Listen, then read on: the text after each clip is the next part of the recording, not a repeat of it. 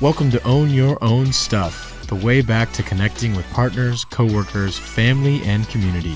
Featuring your host, Jane Donovan.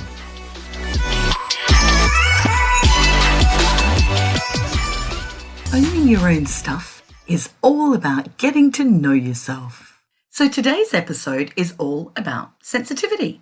What is it? Have you got it? Can you develop more?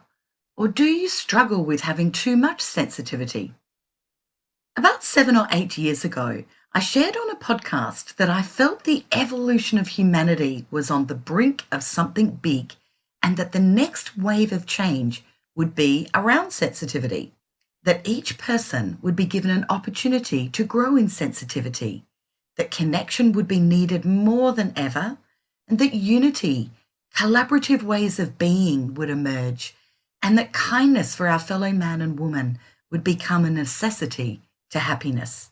And that, finally, at long last, emotional intelligence would be viewed as an asset instead of a challenge. And here we are with many doing just that, growing in awareness, compassion, empathy, knowings, and yes, sensitivity. It's easy to witness also, though, that while this is occurring, there are many others who are doing all they can to lose their sensitivity, to feel less, see less, be aware of less, to reduce their ability to feel. These really are indeed turbulent times. So what is sensitivity? In my opinion, this is another superpower, and once again, one that's been manipulated, suppressed, and mostly ridiculed as a flawed fault and something that needs to be changed, fixed, and got rid of. Gosh, you're so sensitive. Here she goes again with the tears. Why don't you stop taking things so personally? Why don't you take a bucket of cement and harden up? Get over your shyness. Why are you so withdrawn and antisocial? And so on it goes. Society for years has worshipped the extrovert, the dynamic, the outspoken patriarchal leader, the high-energy enthusiast, and rarely has society appreciated the sensitive. The one who sees what many don't see, reads the nonverbal communication so well, the one who's the first to check in on you when things aren't great, the person who knows just what is needed in any given moment to make things right. This sensitivity, it is indeed the love frequency in action. And now we're in the times where these same scoffed at qualities are needed more than ever. And as we know, anything the establishment has programmed for us to believe is a detrimental way of being, well, it's really something that's to be considered as a potential gift to assist us in being the best versions of ourselves and to be able to engage more effectively in the love frequency. To learn more about growing in sensitivity and connection to the love frequency, we need look no further than the 17 to 20% of people who are known as the highly sensitive people, or HSPs for short. In 1999, Dr Elaine Aron released her research and book, The Highly Sensitive Person, where she shares that nearly 1 in 5 people are born with the trait known as being highly sensitive, or as I like to say, highly sensory. It's evenly distributed between both men and women and also is in every species on the planet. Well, species meaning animals. This trait she's referred to as being a survival of the species trait, as the gift comes with awareness of much that others don't see. And so the HSP person is often the one to prevent an action that could cause harm. This is a genetically inherited trait that comes with a keen imagination, the gift of creativity. Think of like talented artists and inventors, and an ability to see the world in a unique way. So that's almost 1 in 5 people, and I believe this number is on the rise, although that's just my opinion and not a known fact. Likely, many of you listening to this podcast will be HSPs or someone who's developing in their sensitivity. Plus, as someone enjoying self-development, you're likely to be surrounded by HSPs in your life.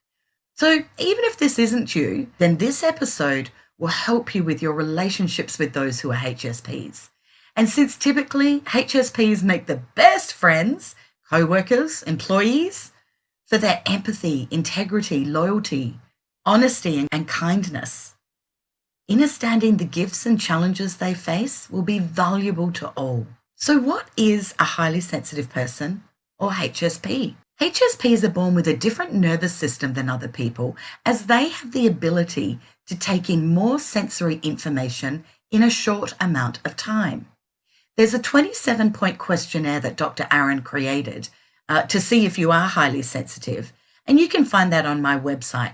However, in short, typical symptoms of being highly sensitive are things like sudden loud noises rattle you, being aware of subtleties in your environment, other people's moods affect you, being deeply moved by the arts or music, startling easily, being overwhelmed when there's too much to do, parents or teachers viewed you as sensitive or even maybe shy. And one that's not on the list from Dr. Aron is that likely you may find that your feelings get hurt quite easily. Usually because you can tell when someone's lying or has a negative intention. Although for many listening to this podcast, that may well be in the past for you because you've probably been involved in a huge amount of self-development and have moved through that challenge.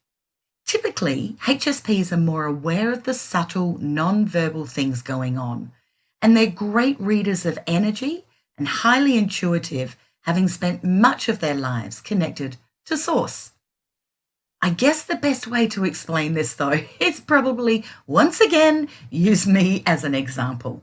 If I'm, say, going to a party with a friend who's not a highly sensitive person, and that doesn't mean they're not sensitive, it just means they haven't been born with this particular trait. So let's say we both walk into the room. She may notice immediately where our friends are and she likes the song that's being played. I, on the other hand, will notice where our friends are and the song that's being played.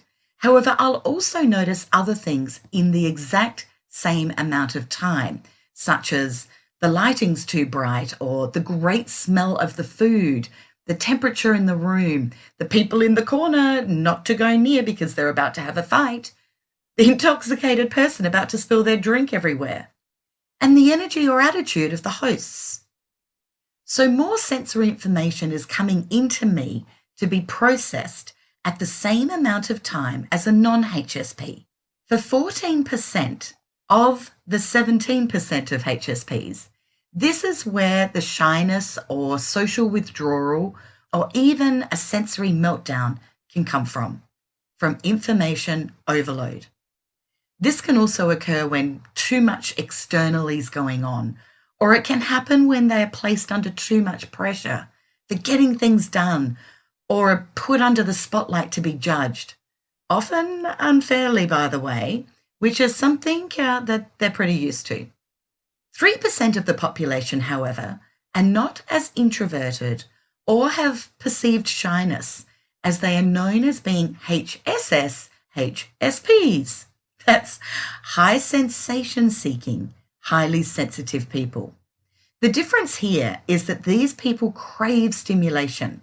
However, like all HSPs, they have a narrower bandwidth to operate in, meaning that becoming overwhelmed with too much going on is super easy, and likewise becoming underwhelmed with too little going on. Self-management by being aware of this narrower operating bandwidth and managing the sensory situations that trigger meltdowns, as in stop the world, I want to get off moments, for all HSPs is key to being able to embrace your superpower gift. And while on meltdowns, don't expect a HSP to be able to recall with any great accuracy the words spoken during a conflict. As soon after the conflict, Their brain floods with cortisol, which depletes the serotonin and hence the memory of the situation. They will, however, be able to recall with 100% accuracy how they felt. Perhaps this is the heart leading the head here. Since the entire world needs healing, I'm sharing this very short introduction to being a HSP, as it's time for all who have been born with this gift to come out from the safe haven of solitude living. Finally, the time has come for HSPs to take center stage, which, for those who aren't high sensation seeking, it may be a little bit terrifying for them. So my mission here is to support you as you step fully into your power as emotional leaders, as together we collectively create our world and take up your important role in the governance and restoration of the planet. It is your time now to share your gifts and to teach others how to grow in sensitivity, how to heal their past, and how to connect to the love frequency. HSPs who have embarked on self-development over the years are the born healers, the nurturers, the wise ones, the intuitives, and the wayseers. You role model effortlessly the love frequency, and we need all HSPs and sensitives to increase their interaction with others right now. So it's time to put the big girl or big boy pants on and start the real work that is needed within the community. It's time to follow your bliss and let your light shine brightly. And in case you've forgotten, here's a reminder of the gifts that you've been born with, and these are just a few of them. You can easily read other people and situations. You have a rich and creative inner life. Your life has a bigger purpose, and we're calling on that now.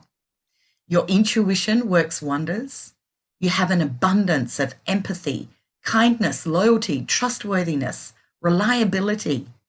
You're highly conscious. You have the ability to pick up on small cues that others miss. An inherent dedication to fairness and justice. You're able to process material to a deeper learning level, are passionate and innovative thinkers, and when in the right environment, an ability to demonstrate good leadership through valuing others. And I know that some listening to this will feel like I'm trying to make HSPs elitists. However, that's something that no HSP would ever allow. And quietly, the reason for that is that they would feel too guilty for having feelings of superiority. This is simply balancing the scales on what has, for the most part, been a painful journey of not fitting in with our current society, and reminding all that it is time for sensitives to be showing up fully in life. This is also a reminder for many HSPs who've had the wonderful traits programmed out of them, often by being pushed hard by parents or schools or friends to be bolder, or to have their many gifts or traits suppressed, ridiculed, and shamed. The gifts are still there, however. They lay dormantly, waiting for them to be nurtured back and embraced. Now is the time. If the thought of stepping out brings that familiar feeling of anxiety into your world, just a reminder that you do get to manage you and your environment. You know the tools that work best to manage you and any anxiety you may be experiencing. However, here's a quick reminder of commonly used tools, plus a reminder that arousal and anxiety or fear, it can feel very similar. However, typically, arousal is the sensation most HSPs feel despite the world telling them it's anxiety or fear. Manage your time well. Keep public interaction short. Maintain a healthy lifestyle with good sleep and alone time. That's so precious. Deep, slow breathing. Calm the senses. Use soft music like the 528 Hz love frequency music. Walk and talk slower. Meditation to quieten the mind. And affirmations and positive self-love.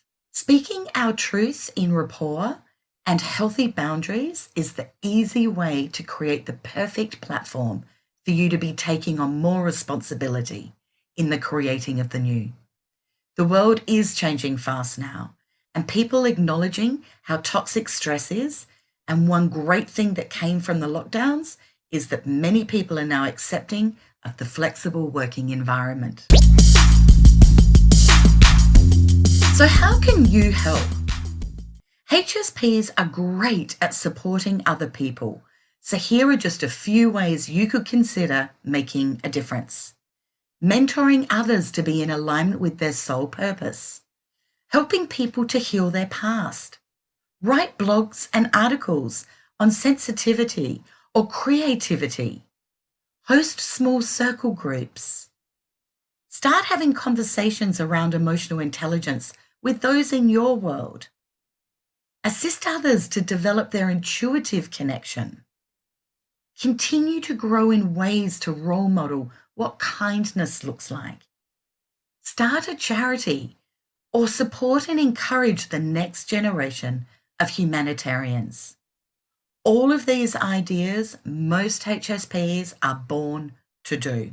The patriarchal society is breaking down fast now, and soon with the rise of all insensitivity and an embracing of the power of the heart, utilizing the love frequency, we together can and indeed are creating the new way of being, one of unity, coming from love to be of service to others. This is the love frequency being gifted to all those in your world. Thank you for listening.